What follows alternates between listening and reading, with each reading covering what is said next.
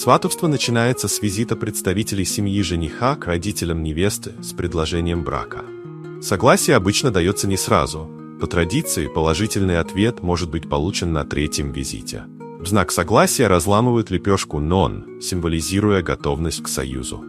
После получения согласия семьи невесты проводится обряд помолвки, называемый фатих-акуни. На этом мероприятии семьи обмениваются подарками, обсуждают детали предстоящей свадьбы и устанавливают дату торжества. Помолвка подтверждает серьезность намерений обеих сторон. Калым. Семья жениха предоставляет семье невесты калым – материальное вознаграждение, которое может включать деньги, одежду, украшения и другие ценности. Размер калыма зависит от договоренности между семьями и отражает уважение к невесте и ее семье. Свадебное торжество.